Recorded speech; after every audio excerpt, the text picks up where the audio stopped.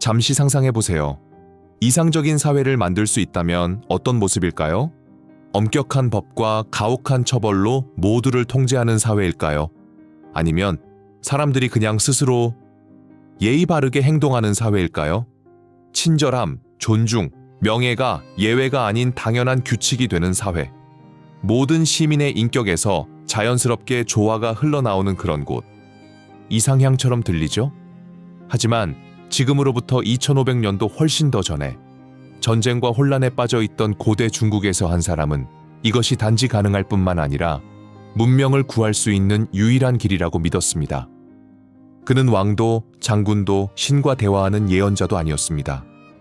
그는 평생을 바쳐 세상을 설득하려 한 스승이자 철학자였으며 좌절한 정치 자문가였습니다. 그가 믿은 해답은 새로운 무기나 더 강한 법이 아닌 우리 자신 안에 있었습니다. 그의 이름은 공구였지만 세상은 그를 공자로 알게 되었습니다. 그리고 그의 철학인 유교는 세계에서 가장 오래된 문명 중 하나의 중추가 되어 중국, 한국, 일본, 베트남 수십억 인구의 삶을 형성하게 됩니다. 하지만 유교는 정확히 무엇일까요? 종교일까요? 법률 체계일까요? 정치 철학일까요? 오늘 우리는 이 고대 사상에 깊이 들어가 보려 합니다. 우리는 이 사상을 만든 사람을 만나고 그의 핵심 개념들을 해석하고 그의 거대한 유산을 살펴보며 왜 21세기에 다시금 세계가 이 중국 현인의 말을 찾고 있는지를 알아볼 것입니다. 이것이 바로 유교의 이야기입니다. 유교를 이해하려면 먼저 그것이 태어난 시대의 배경을 알아야 합니다. 공자는 기원전 551년 중국의 역사에서 춘추시대라 불리는 시기에 태어났습니다. 이름은 시처럼 들리지만 현실은 매우 참혹했습니다. 수세기 동안 중국을 다스려온 고대 주나라는 붕괴 직전에 있었습니다. 사실상 국토는 수십 개의 경쟁 국가들로 갈라져 있었고 야망 넘치는 제후들이 끊임없는 전쟁을 벌이고 있었습니다. 도덕과 정치가 무너진 이 풍경 속에서 우리의 주인공은 노나라에서 태어났습니다. 그의 가문은 귀족 출신이었지만 몰락하여 가난에 빠져 있었습니다. 공자는 아주 어린 나이에 아버지를 잃고 어머니의 손에 자랐습니다. 상대적으로 가난한 환경 속에서도 그는 어릴 적부터 지식에 대한 갈증을 보였습니다.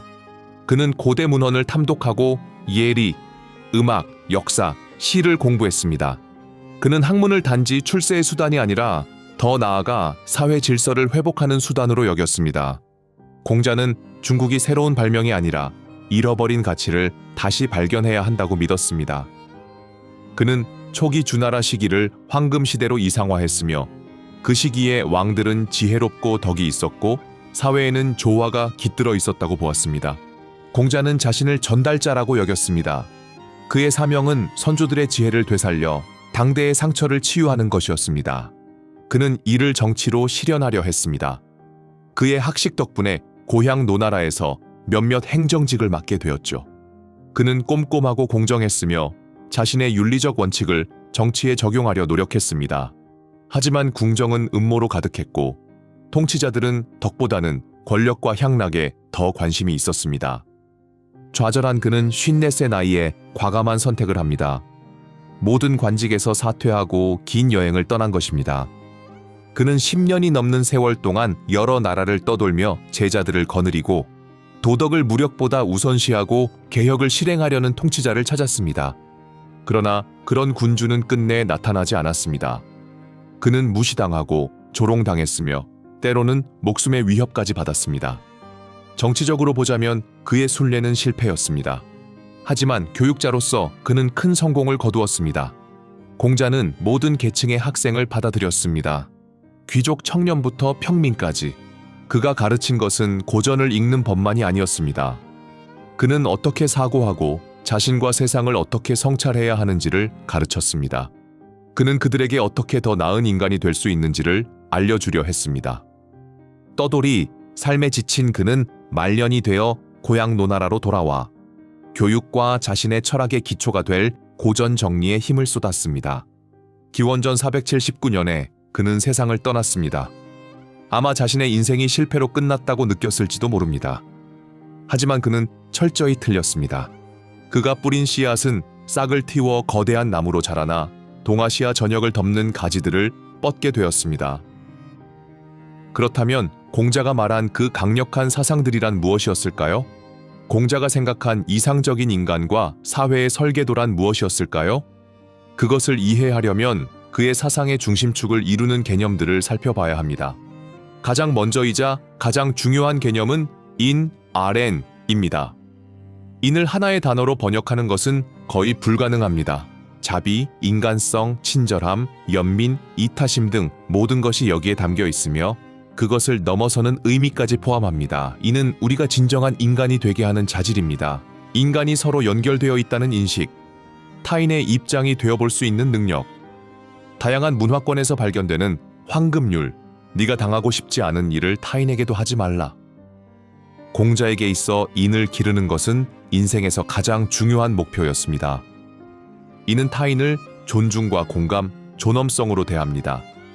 법이 그렇게 하라고 명령해서가 아니라 만나는 모든 사람 안에 공통된 인간성을 알아보는 사람이기 때문입니다. 그렇다면 이는 어떻게 실천할 수 있을까요? 이 추상적인 개념을 구체적인 행동으로 바꾸려면 어떻게 해야 할까요? 바로 그 지점에서 두 번째 기둥이 등장합니다. 예리입니다. 서구에서는 흔히 의례 또는 예절로 번역됩니다. 우리에게 의례라는 단어는 다소 공허하고 형식적이며 구시대적인 느낌을 줄 수 있습니다. 하지만 공자에게 예는 필수적이었습니다. 인이 무엇을 해야 하는가라면 예는 그것을 어떻게 해야 하는가였습니다. 예는 우리의 삶을 구성하는 규범, 제례, 관습, 예절 등을 포괄하며 인을 적절하게 표현하는 방법을 가르쳐줍니다. 춤을 배운다고 생각해보세요. 음악을 느끼는 것이 인이라면 스텝을 배우는 것이 예입니다. 파트너 및 다른 이들과 조화롭게 춤을 추려면 그 스텝을 익혀야 합니다. 이는 단순히 규칙을 맹목적으로 따르라는 것이 아닙니다. 우리의 인격을 형성하고 사회적 조화를 증진시키는 실천을 내면화하는 것입니다. 예는 우리의 상호작용이 혼란스럽지 않고 질서 있고 존중 있게 이루어지도록 해주는 대본 같은 것입니다. 공자에게 있어 덕의 실험실은 바로 가정이었습니다. 이는 세 번째 핵심 개념인 효로 이어집니다. 효란 효도 또는 부모에 대한 도리로 해석됩니다. 효는 자녀가 부모와 조상에게 가져야 할 깊은 존경, 사랑, 충성심, 의무를 뜻합니다. 단순한 맹목적 복종이 아니라 생명과 양육에 대한 감사에서 비롯된 것입니다. 노년의 부모를 돌보는 것, 죽은 뒤에도 그들을 기리는 것, 그리고 가장 중요하게는 가문의 이름에 명예를 가져다주는 삶을 사는 것이 효입니다. 공자는 효를 모든 다른 덕목들의 뿌리라고 여겼습니다. 한 사람이 좋은 자녀가 되는 법을 배운다면 그는 좋은 친구, 좋은 이웃, 결국에는 좋은 시민이 될 수 있는 기반을 갖추게 되는 것입니다. 가정은 우리가 존중과 책임을 배우는 훈련장이며 훗날 사회 전체에 적용하게 될 첫 무대입니다. 인, 렌을 기르고 예, 라이를 실천하며 효, 쇼를 공경하는 사람은 공자가 생각한 이상적인 인간상, 즉 군자준씨의 길을 걷고 있는 것입니다. 군자는 태어날 때부터 고귀한 신분을 가진 사람이 아니라 노력과 자기 수양을 통해 고결함에 도달한 사람입니다. 그는 완벽한 존재는 아니지만 도덕적 지적 성장의 여정을 끊임없이 이어가는 사람입니다. 공자는 늘 군자를 소인 액샤오렌과 대비시켜 설명했습니다. 그 근본적인 차이는 무엇일까요? 군자는 무엇이 옳고 정의로운지를 이해하지만 소인은 오직 자기에게 이득이 되는 것만을 이해합니다. 군자는 평온하고 침착하며 소인은 늘 불안하고 초조합니다. 군자는 조화를 추구하고 소인은 단지 주변에 맞추려 합니다. 군자는 모범을 통해 타인을 이끄는 도덕적 지도자입니다. 공자는 이렇게 말했습니다. 군자의 덕은 바람과 같고 백성의 덕은 풀과 같다. 바람이 불면 풀은 반드시 그 방향으로 눕는다. 그렇다면 평범한 사람을 군자로 변화시키는 도구는 무엇일까요? 바로 교육과 자기 수양입니다. 공자에게 있어 교육이란 정보 축적이나 시험 통과를 위한 수단이 아니었습니다. 그것은 인격을 형성하는 과정이었습니다. 이 시, 역사, 음악 등 고전을 공부하는 목적은 똑똑해 보이기 위함이 아니라 공감 능력을 확장하고 인간 본성을 이해하며 덕을 기르기 위한 것이었습니다. 자기 수양은 평생 이어지는 과정입니다. 더 나은 사람이 되고자 하는 진심 어린 의지로 시작되어 성실한 학습과 지속적인 의례의 실천으로 이어지며 결국 자비로운 행동이 삶을 채우게 되는 것입니다.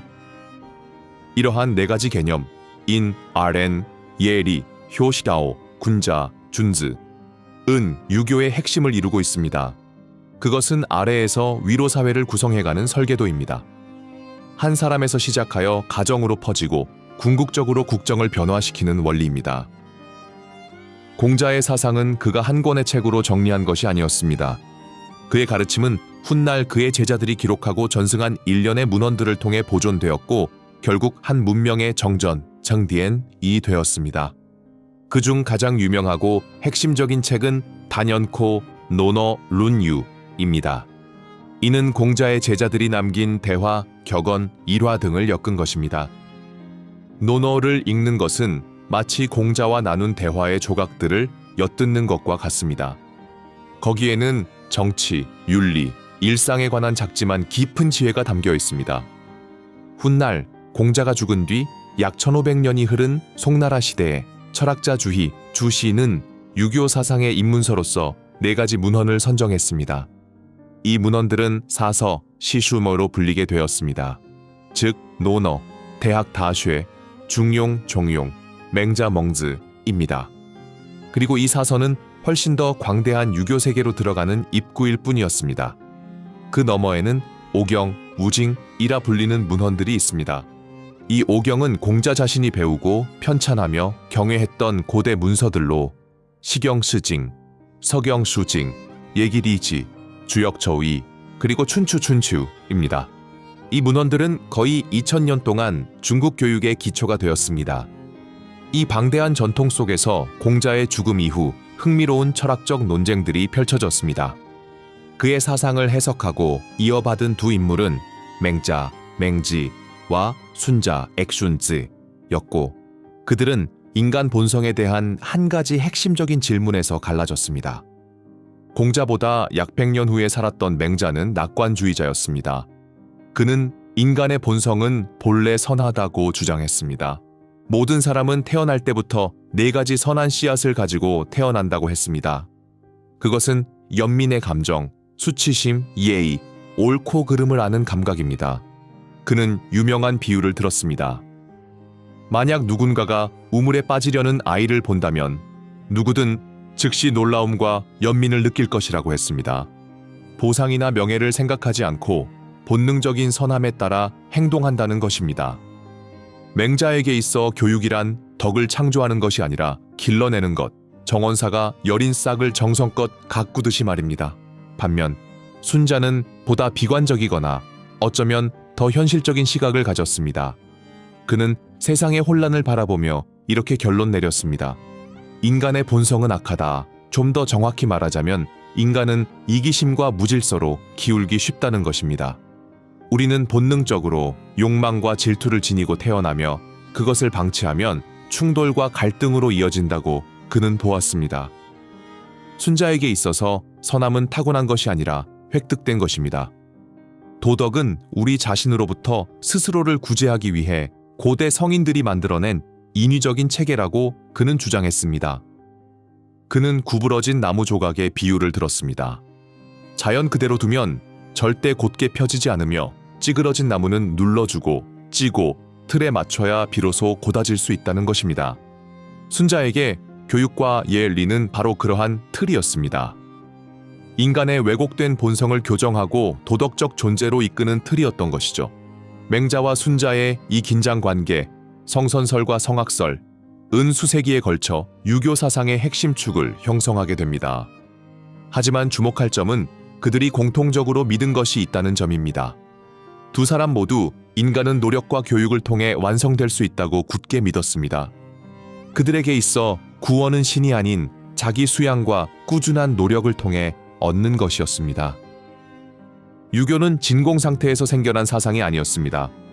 중국 내에는 다른 위대한 사상들도 존재했고 유교는 그들과 경쟁하고 대화를 나누며 발전해 나갔습니다.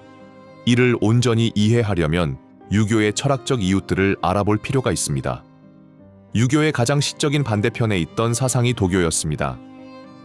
유교가 사회 질서, 의무, 구조를 중시한다면 도교는 자연과의 조화, 자발성, 개인의 자유를 추구합니다. 유교자는 이상적인 도시를 설계하는 세심한 건축가라면 도교자는 식물이 자신의 방식대로 자라도록 두는 정원사입니다. 간섭은 최소화할수록 좋다고 여깁니다. 유교는 도, 다오를 윤리와 예를 통해 찾으려 합니다. 반면 도교는 도를 우주의 흐름 자체로 여기며 그 도를 따르는 최선의 방법은 무위, 우웨이, 즉 억지 없이 흐르는 행동, 마치 물이 장애물을 쌓우지 않고 자연스럽게 돌아가는 것과 같은 방식이라고 봅니다. 이들은 중국인의 정신 속 두 얼굴을 상징합니다. 사회적이며 고전적인 면과 자연적이며 낭만적인 면. 유교가 맞서야 했던 가장 강력한 사상은 법가였습니다. 법가학자들은 덕디으로 다스린다는 유교적 이상을 비웃었습니다. 그들에게 있어 인간은 순자의 주장처럼 본질적으로 이기적이며 통치는 명확하고 비인격적인 법과 무엇보다도 아주 작은 위반에도 가해지는 극단적으로 강력한 처벌을 통해서만 가능하다고 보았습니다. 그들은 군주의 도덕성에 의존하는 것은 어리석은 모험이라고 여겼습니다. 국가의 힘은 인품이 아니라 처벌할 수 있는 권한에서 나온다고 믿은 것입니다. 이 충돌은 단순한 이론적 논쟁에 그치지 않았습니다. 기원전 221년 냉혹한 진나라가 중국을 통일했을 때 법가를 공식 국시로 채택하고 유교 서적을 불태우며 학자들을 탄압했습니다. 이는 두 세계관의 충돌이었습니다. 덕으로 세우는 질서, 메루스 공포로 강제하는 질서, 그리고 마침내 불교 푸오자오첨가 수세기 후 인도에서 중국에 도착합니다. 불교는 중국에 전혀 다른 새로운 사상 체계를 가져왔습니다.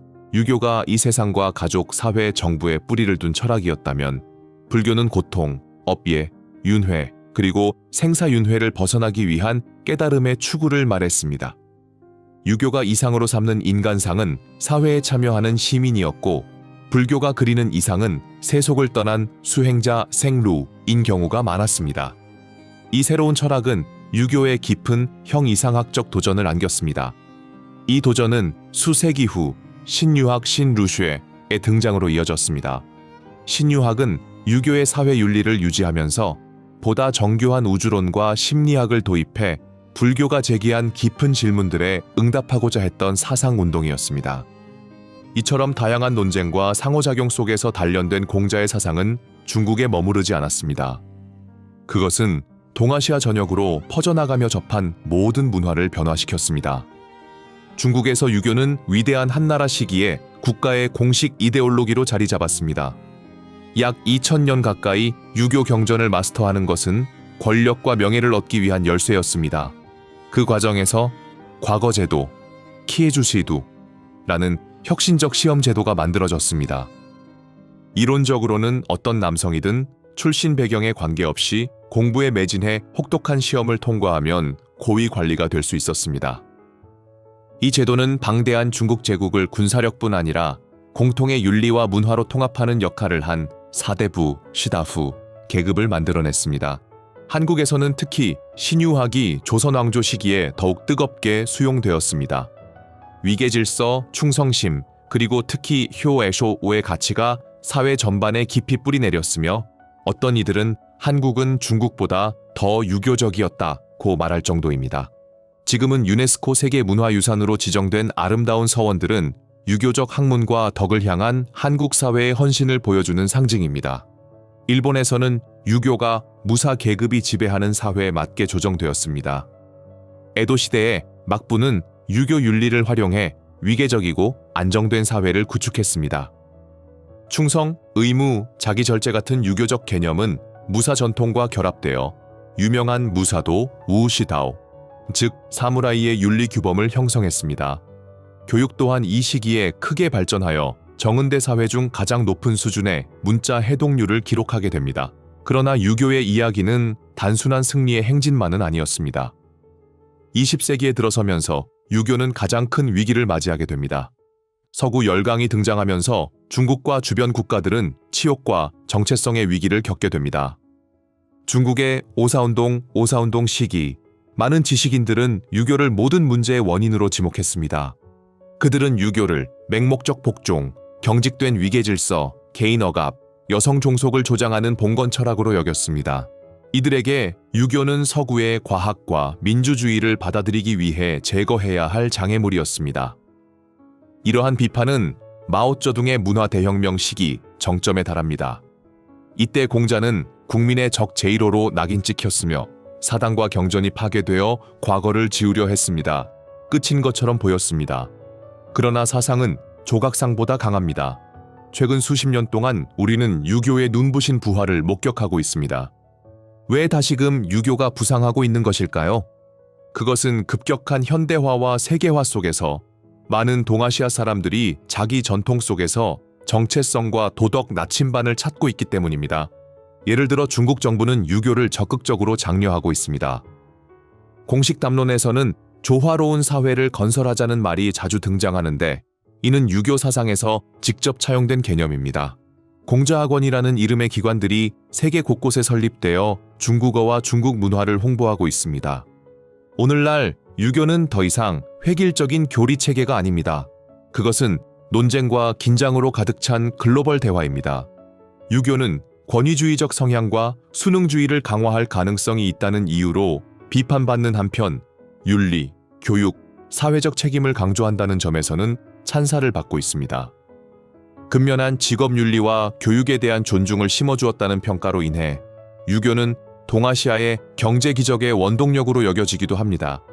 그러나 너무 엄격하게 해석될 경우 개인의 창의성과 혁신을 가로막는 걸림돌로 지적되기도 합니다. 그렇다면 다시 원래 질문으로 돌아가 보겠습니다. 유교란 무엇인가? 어쩌면 이렇게 말할 수 있을 것입니다. 그것은 2500년에 걸친 인간 정신 설계의 프로젝트입니다. 지속 가능한 사회 질서는 위에서 강제로 내려오는 것이 아니라 안에서 스스로 길러지는 성품에서 비롯된다는 대담한 믿음입니다. 복잡한 인간 관계망을 항해할 수 있도록 돕는 지침이자 아주 단순한 원칙으로 시작합니다. 좋은 사람이 되어라. 가족을 돌보아라. 의무를 다하라. 열심히 공부하라. 조화를 추구하라. 그리고 너 자신의 본보기를 통해 조용히 세상을 바꾸어라.